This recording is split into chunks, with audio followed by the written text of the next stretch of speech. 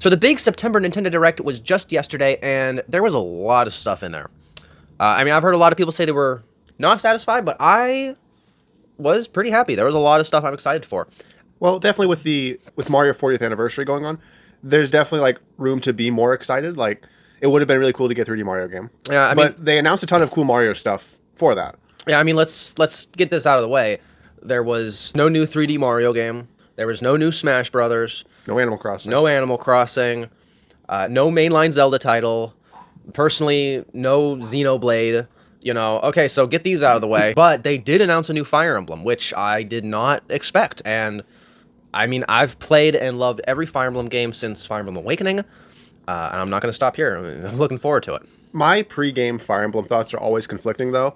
Seeing the new protagonist, a new world, is always so, like, a little worrisome. Like, I don't know if I'm going to like these characters. But based on past experiences, I know I will once I play it. I do feel like every time they announce a new Fire Emblem game, I look at it, and I'm like, am I gonna like? Do I like how this looks? You know, I mean, and yeah, because I did not like Allier. I thought Allier looked like garbage, and then I played it, and he's like the best one. I really like Allier. I can't believe how much I like Allier. But yeah, this boy who looks like the protagonist, yeah, he's not the best. The three like main characters it looks like you'll get look really cool though. Yeah, I think their names were like Theodora, Dietrich, and Lita. It really looks like you're gonna have to. It feels like you're gonna have to choose one of them to side with. Yeah, I really hope you don't, but it really looked like you will. It sure did, and it also, looking at the boy, it does not look like we're seeing another customizable avatar. This looks like he reminds me of a young Ike, like Path of Radiance began with. And it'll be cool if it does make you like this young kid. Yeah. If then their next game is more like an adult version, if they follow the path of Ike. Maybe this game itself has a time skip. Maybe this is just kind of him in the beginning, and he's gonna get cool. It was really cool to see Sothis at the end. Mind blown seeing Sothis. I had no idea to do that. Yeah, I mean, and that means this game is going to be somehow connected to Three Houses, which most Fire Emblem games are relatively disconnected from each other. And I mean, in Three Houses, I think she was like more in like a spirit realm kind of thing. So I think she was like inside Byleth's mind. I think. But it's like it doesn't need to be on that continent. It just Fire Emblem has always been canonically in the universe. It could be a different, certainly a different continent. Yeah. And potentially so many thousands of years later, nothing is the same. But Sothis being there, and also a lot of the characters' weapons were reminiscent of the weapons in Three Houses. Yeah, I'm very excited. And, I mean, looking at Theodora, Dietrich, and Lita, which one would you go with as of right now, if you do have to choose one of them to go with? I don't know. They all look really cool. They're definitely, of all the past Fire Emblem games, we're like, oh, you got to pick someone to go with. Well, mainly just Three Houses. I think these three... And Fates. Yeah, but Fates was like, you want this family or do you want this family? Yeah. Three Houses was like, all right, do you want Edelgard, Dimitri, or Claude? Yeah. These three look, I think, a lot more interesting than those three. Yeah. Though, for me, the deciding factor on that kind of thing is always, like, who comes with them. Yeah. Because there's always unique people to come with the people. So. And I have relatively strong feelings on Edelgard, Dimitri, and Claude. I mean, we did Edelgard first. Love Edelgard. Did not like Claude until we played Edelgard, and then we were like, oh, Claude's cool. So then we played Claude's route, and through all of that, never really liked Dimitri. He looks awesome as an adult. I love adult Dimitri. His age is awesome. But there was just like zero desire to play Dimitri's route. Now, with these new three, they all look super cool. They're not just like, oh, there's like teenagers in school. No, like, these look like... I mean, what? You got barbarian queen-looking person. You've got Alucard from Castlevania, and then some kind of dancing beast-transforming girl with the guitar, I think. But she's really attractive, so that's all I need. I don't know which one I'm gonna pick if I do have to pick one. And I'm really hope you don't fixated have to pick, on. but I think it looks like they're fighting at one point. I think. Now, maybe I'm wrong, but I really felt like they were fighting. Yeah. All in all, super excited for. I can't even remember its name. Fortune's Weave. Fortune's Weave. That's going to take a long time to stick with me. But then, yeah, so for Mario's 40th anniversary, we didn't get a new 3D Mario game, but we got Galaxy ports, which are awesome. I really wish they'd been like, just like HD Switch 2 versions or something. They really needed to be at least just a light remaster. You know, just spruce them up just a little bit. But with having like the Switch 2 just come out, it hurts to have this cool new port on the old console. When it's like, I know it can play on the Switch 2, but like, why not give the Switch 2 version? I really just want another Switch 2 case on my shelf. And I played these games back on the Wii. I can't. Some of the best Mario games. They are some of the best. And if you don't have Mario Galaxy, if you don't have a Wii, they're going to be some of the best games you can buy for your Switch. And then making the movie, the Mario Galaxy movie, That was really cool. is just mind-blowing. I mean, I'd seen rumors that it was going to be like a Super Mario World movie, and the end of the last movie teased a Yoshi egg, and we're all like, big whoop, it's a Yoshi egg. They kind of foreshadowed it a bit when they had like Lumas in the Mario movie. Yeah. So we should have seen it coming. I don't even... I mean, I expect Rosalina. She better. If she's not, I think that would be a huge mistake. If Rosalina's not in it, then what do they think? I don't think it's just going to be the story of Galaxy, though. I hope it's just like Galaxy themes. Galaxy's story was Bowser tries to take over the universe, you go beat him. So, like, yeah, it's going to have the same story as Galaxy. I don't think we'll see the Mario Starship. Hopefully a Comet Observatory, though. Of some time. Yeah, I don't really know how that's going to fit, though. A side note of what I want to see, I've never liked Daisy before, but then Mario Kart World came out, and I now like Daisy, like, a lot. So, like, I just want to see Daisy in the movie now. Like, when the last Mario movie came out, I could care less if Daisy was in it. Post Mario Kart World, now I want to see Daisy in it. I don't think, if they're going to introduce Rosalina, I don't think they're going to bring Daisy in too. I agree. We're not going to see Rosalina and Daisy. I would both really introduced. want them to bring Daisy in. I mean, Daisy has so much more spunk than Peach. You know, Peach is like, oh, I'm going to bake you a cake. And Daisy is licking her finger and singeing it on her butt. You know, I mean, Daisy's just got so much more personality. And what's funny is in the movie, Peach is all kind of like spunky and attitude, and I'm going to take care of stuff myself. I feel like that's Daisy's attitude. Yeah. So what in the world could Daisy Daisy just like has a in better the movie? design than Peach. I think so. I mean, I never liked Peach. If you'd asked me 6 months ago who's my favorite Mario princess, I'd have said Rosalina. Yeah. Hands down, Rosalina. Post Mario Kart World, Daisy. Then Rosalina. A close second, because Rosalina is still just perfect. Yeah. And so just the fact that Rosalina is going to be in the movie is going to make the movie amazing in of itself. But not just that, but Bowser in the Galaxy games was some of his darkest, most epic fights and personality in any of the games. I really hope they keep that type of Bowser. Yeah, I mean, in Odyssey, you know, he's in a suit in a moon wedding, and in 3D World, he's turning into a cat and riding a big car.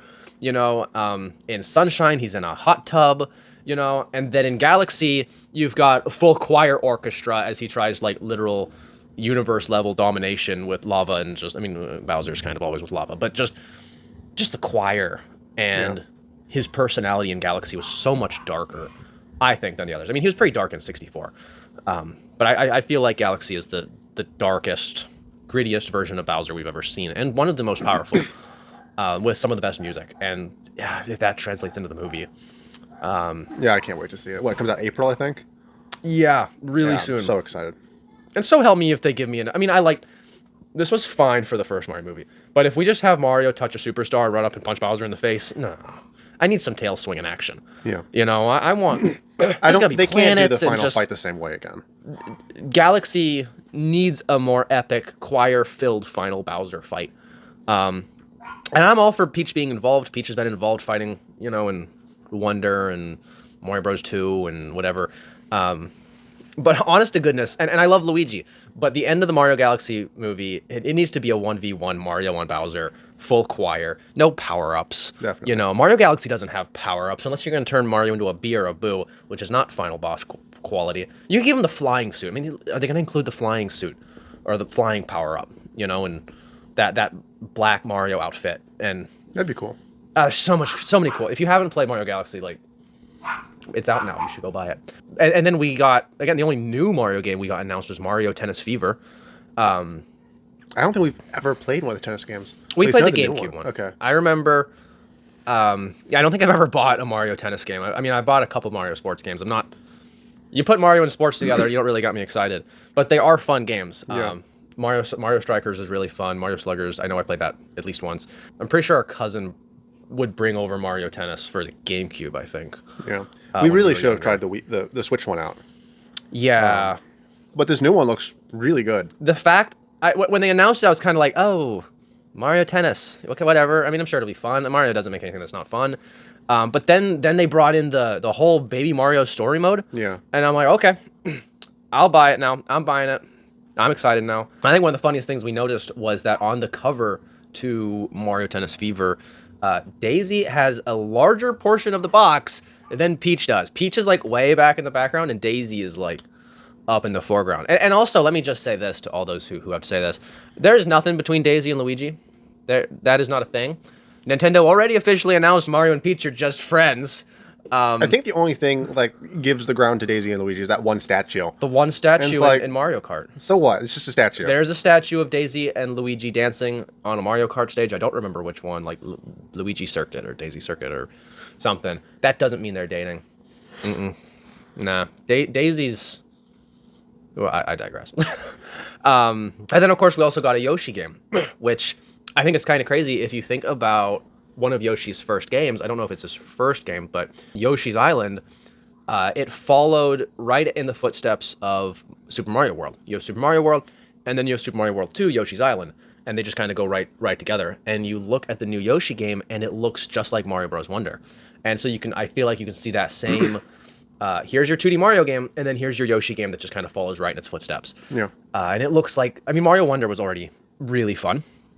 And the new Yoshi game also looks amazing. I love how the art style looks. I mean, I think the only Yoshi game I beat is Yoshi Story. And that game can be beat in like 2 hours because it expects you to replay it multiple times and get different levels every time. But yeah, I breezed through Yoshi Story in literally like 2 or 3 hours. And I've just never bought any of the others. Woolly World looked really fun when it first came out. Yeah, Woolly but World we never got it. and Crafted. I think this is two different. Crafted World and Woolly World are two different games, I think. Yeah. Like Wii U and Switch, I think. I don't know. I've just never really cared about Yoshi, but the new game looks absolutely fantastic, so I'll probably be interested in it. Yeah. And then, of course, speaking of Mario Bros. Wonder, it's getting DLC, kind of. Switch 2 upgrade. I don't know if the DLC is going to come free with it. I don't know. I mean, we 100%ed that game when it came out. Yeah. I'm not too interested in spending, what, like $70? Do you have to buy the full game for it? Well, I'm sure you could buy the $10 Switch 2 upgrade. Okay. I don't feel like spending $10 just to play some little multiplayer stuff. Yeah. And it's like... heaven forbid that you have to spend the $10 for the upgrade and then, like, even more for the DLC. I'm hoping I guess 20 is their base. Yeah, but it didn't... I'm pretty sure this is just part of the upgrade. Hopefully. I hope. But it kind of just looks like it's putting a little bit of Mario Party into Wonder. So it's like... I can just go play Mario Party. If you haven't played it, it's cool. Because, like, play on the Switch 2, you get better everything on there. But as someone who's already completed it, I don't know. Yeah, the only Switch 2 upgrade we bought was Tears of the Kingdom. And that's only because I spent 150 hours. I've done almost every shrine. And I haven't beat Ganon yet. I've just been putting that off. It's too good a game to ever want to finish. I don't want it to be done. I've got a couple more shrines and a couple more light routes. 150 hours. So help me, I'm going to craft more stuff. Well, we need to make sure to beat it before the Hyrule Warriors game comes out. Yeah. Because... definitely. But yeah. And we can go beat it whenever. It's just one fight. It is so gorgeous in 60 FPS. Yeah. Mario Wonder doesn't need 60 FPS. Mario Wonder was fantastic in of itself. But yeah, speaking of Hyrule Warriors, I cannot believe it is coming out like what, November? Yeah. Like that is really close. And yeah, I need to get in and beat Tears of the Kingdom before that comes out because I'm very excited for that. It kind of feels like this is now the second game where Zelda herself is the main character. And I really don't know what kind of... I'm sad Link assumedly won't be playable. Well, I mean, if you look at Hyrule Warriors Age of Calamity, they did a lot of like split timeline poop. Yeah, I'm sure they will. So I expect Age of Imprisonment to... And there was that mystery character who came at the end. That the weird might be some kind of Link. I don't know. Cloaked Zonai character. And I feel like...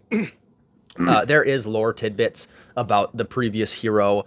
There's lore tidbits of like a hero's outfit. I don't remember the name, but like there was like a Zonai hero in like Tears of the Kingdom lore. Yeah, it'd be cool if that's him. And I'm assuming... I hope that you can take the champions' helmets off because like seriously, it's cool, but like not all the time. I already didn't really like.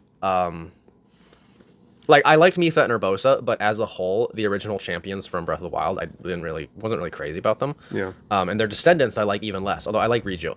But like Yunobo is horrible. Sidon is eh. I really don't like the original champions. I don't like their descendants. But now these like ancient I think they're called like, are they the sages or whatever? So, yeah. They're even less interesting than the champions because they just got masks on. Yeah. And if Age of Imprisonment can take those masks off and actually expound on these characters and like help us get to know these characters, that'll be super cool. But as it stands right now, I'll be playing through the whole game as like Zelda, Sonya, and I don't remember Raru's sister's name. She's cool. There's the goofy walking animation holding the Zonai devices up though. Yeah, that looks really goofy. The way they just kind of like hold a fan or a hydrant out in front of them. I mean, and walk it's around. a cool idea, but it looks kind of weird though. I mean, you got to remember this is a spin-off hack and slash, Yeah. basically like a mini game with some extra story in it. But I mean, I love all the Hyrule Warriors games, so yeah, it's gonna be amazing. And then you got the Korok, like Robin Hood Korok person, like that's exciting. Yeah, I'll be playing as that guy. And then, yeah, of course, you got then the mystery hooded character that looks super cool. And then, of course, we finally got a release date for Metroid Prime 4. Yeah, that's awfully soon. So exciting. I absolutely love her new suit designs. The motorcycle and that red suit were just incredible. Yeah. The whole time I was watching that, I was like, oh my goodness, this is awesome. And then I go on social media and I see everyone's like complaining about it. Yeah, I mean, I think they were saying something about like it looked empty, but like it was a desert. Yeah, you're not going to see anything. The motorcycle is basically allowing you to move from point A to point B. I feel like it's like a fast travel that lets you control it. I mean, I guess they could have showed it off at a bit more dense location that didn't look so empty. But graphically, I mean, like it is a Switch game. Yeah. So it's not like it was designed for the Switch 2. All I could see was the motorcycle and her suit, and they were both amazing. I just don't know. Like we've only played Metroid Prime 1. I don't like. Am I going back to the GameCube to play Metroid Prime 2, or are they gonna give me a port in the next like 2 months? I'm really hopeful that Prime 2 and Prime 3 aren't important. I mean, they remastered Prime 1. We got in there. We beat that game. It was awesome. Prime 2 and 3. I mean, yeah, am I pulling out my GameCube? But I mean, they called it Metroid Prime 4, so like, wouldn't it be important to play them? I would think that they would at least put Prime 2 in their GameCube collection. Yeah. I mean, something. Why are they putting Prime 4 out? I mean, most right like, after young remastering 1. They should have remastered the trilogy. Yeah. That would have been awesome. Most young players now won't have any means to play those games. Yeah. And like, I feel like when they made Pikmin 4, they made sure Pikmin 1, 2, and 3 were like available. Yeah. Normally, if it's important, they seem to try to make it available. So for Pete's sakes, they even made Mario Galaxy 1 and 2 available to hype the movie. Like, oh, the movie's a Mario Galaxy movie, so here, let's make sure everyone can play Mario Galaxy 1 and 2, so and maybe it's just understand. a way of like saying it doesn't matter to play them. Yeah. But still, like, you could have at least put 2 on the bundle. It would have been super cool if they said Metroid Prime 2 is on the bundle today. Yeah. Here's for the Direct. You guys get to play Metroid Prime 2 today. It wouldn't take them any work. Now, Prime 3 is a Wii game, so Prime 3 can't technically get on there. Yeah. But yeah, at least give me Prime 2 as like a little way to hype it up. They basically remastered Prime 1 in order to hype it. But yeah, I'm super excited. I need to decide, am I going back and playing 2 and 3, because I've not played those. I am afraid, though, that it being December, it may not be able to compete for Game of the Year. Yeah. It's like basically at the end. Well, I don't think it's really going to like rock anyone's socks off. I mean, people have been looking forward to it for a long time. Yeah, I think it's hilarious, people who are like, oh my goodness, Silk Song took 7 years. But yeah, Metroid Prime 4 was like 9 years ago we got a teaser for it. It was like, oh, we're getting Metroid Prime 4 9 years ago, I think. I mean, it's insane, and it's coming out in a couple months. I mean, that's... And you know what? That always kind of hurts a game, because the longer the distance is between the original teaser or announcement and the release of the game, the larger the hype. Yeah. So yeah, Metroid Prime 4 has been hyped for 9 years. Silk Song was hyped for like 7 years, and then people got into it and realized, oh, wait a minute, I wasn't expecting a Souls-like Metroidvania. Now, I mean, like, we did. We knew what we wanted. I feel we like love it. It goes the other way, where if it goes too long, it starts to go downhill. Yeah. I feel like that's starting to happen with Elder Scrolls, where like people are starting to give up on it. Yeah, I think when Elder Scrolls was first announced, everyone was like, yes, Elder Scrolls 6, it's coming out. And then it's been so long, and they released Starfield and all this stuff, and now everyone's like, do we even want Elder Scrolls 6 anymore? I don't even know. I do. Yeah. I really look forward to it. And I think Oblivion proved that they've still got it. I think. We didn't get to play it. Freaking digital only, and I'm waiting for a physical. Probably a mistake. Probably won't get a physical, but I really want a physical. Yeah. So help me if Elder Scrolls 6 isn't a physical. I'll be so mad. But yeah. And then, of course, Donkey Kong Bonanza is getting DLC. Yeah, that looks really cool. It's crazy. It'll be really cool to go back to DK Island. Yeah, we literally filmed a video the other day talking about... because we 100%ed Donkey Kong Bonanza. We got every single banana, and we filmed a video with our like post-game thoughts, and we literally talk in the video like, oh, wouldn't it be cool if they added DLC with a new sub-layer? Yeah. And that video's not even uploaded yet, so when we get that video uploaded, you'll be able to... you'll see us talk about things that have now come to pass. But it's a little bit bittersweet, because while, yes, just literally 5 days ago, we were saying, oh, I wish they'd give us a new sub-layer. And then here they do. They give us a new sub-layer, but there's this feeling of like, wait a minute. You released the game 2 months ago. You had this ready when the game came out. Why didn't you just put this in the game? Well, then it's like, they charge $20 for a sub-level that, like, DK Island really should have been in the game. I know. It's so iconic. It's really kind of bittersweet that, like, a week ago I was asking for DLC, and then they give me DLC, and me and the entire internet is like, why wasn't this just in the game? Now... Well, and the Emerald Rush looks fun, but not worth $20. $20, I mean, and $10...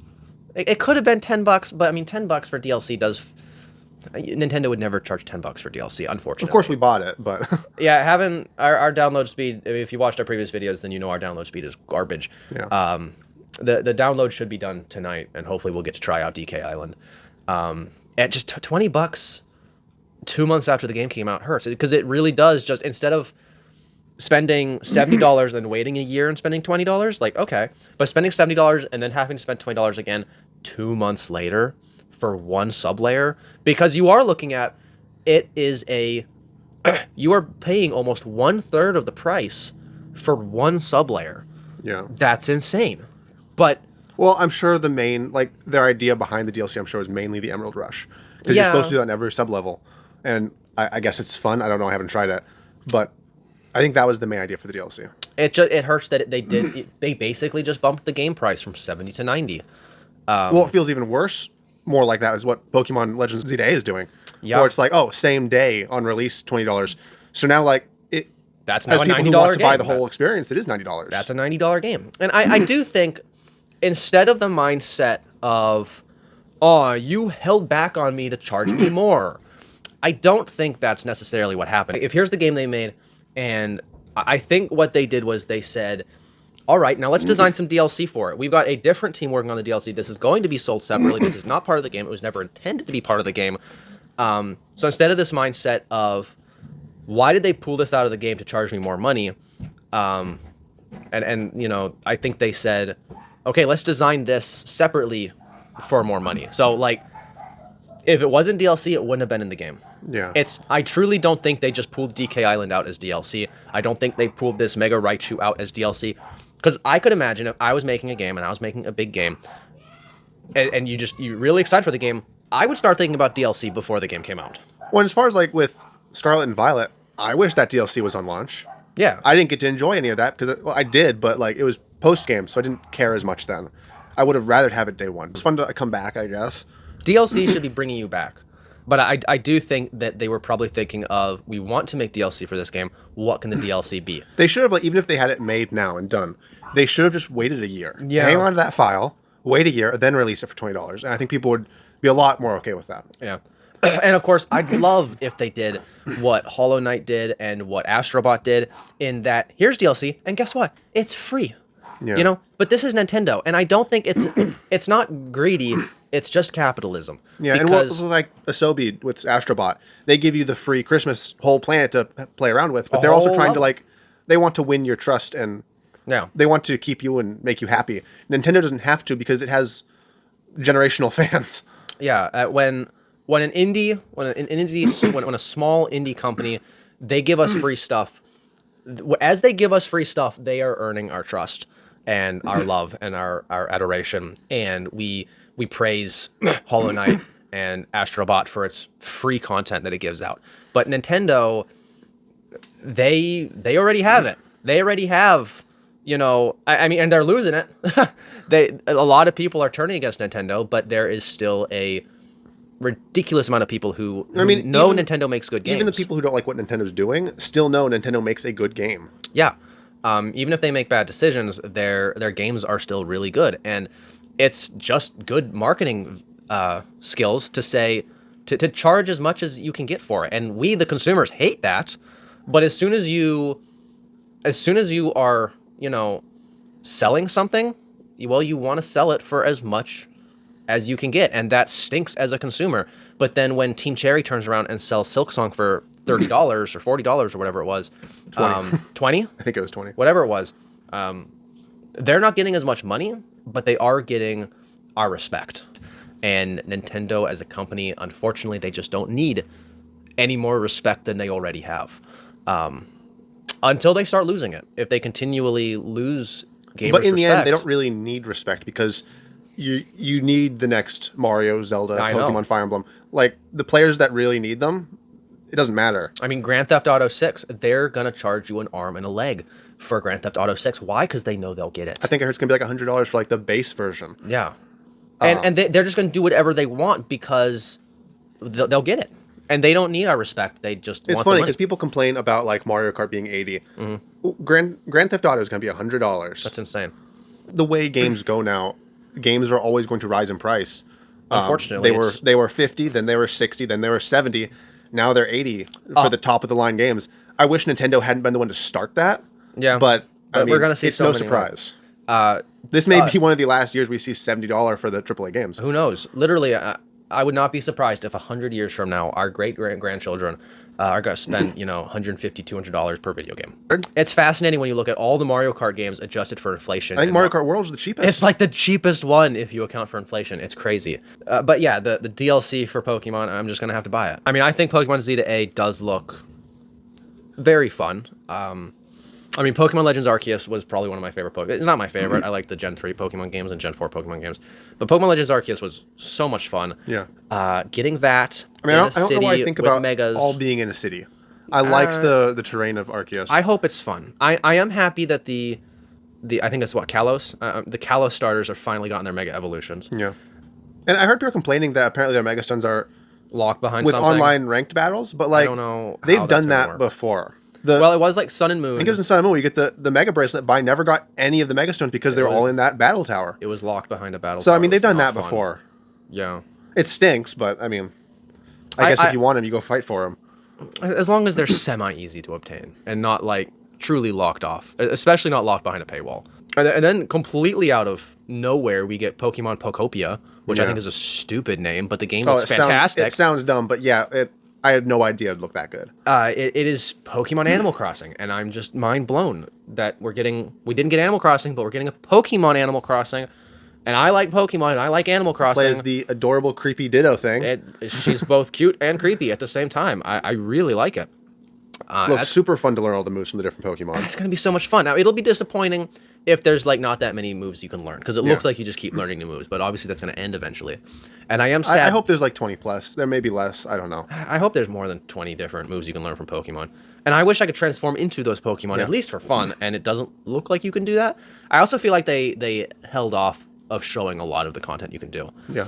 I've seen a lot of people online saying it's Pokemon Minecraft, and that really bugs me because like nothing about it looks like Minecraft what? to The me. only thing Minecraft is the blocky terrain. That's exactly the terrain looked completely ripped out of Animal Crossing. Yeah, the terrain was a little bit blocky. Even the way Ditto was like cutting through the thing and moving the waterfall. Exactly like Animal Crossing. You do that in Animal Crossing. I don't see any similarities to Minecraft. I mean, there's a crafting table, but there's a crafting table in Animal Crossing. Yeah, so it just feels very Animal Crossing. Don't tell me it looks like Minecraft because it doesn't look anything like Minecraft.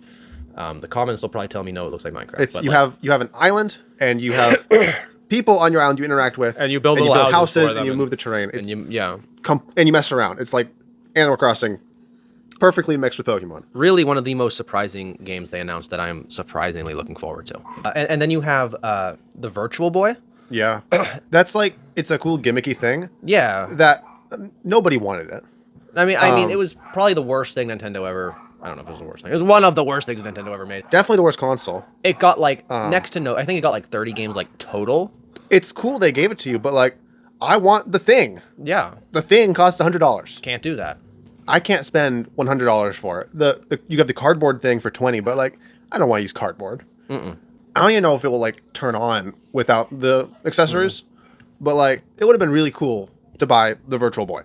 I think it's really cool that they're preserving these games. Yeah. I'm all for game preservation. These games need brought to the modern console. I love that. And when I watched it, I thought, oh, that is so silly. That is so gimmicky. I'd obviously known about the Virtual Boy for a long time. And I thought, oh, that'd be so cool to have on my shelf.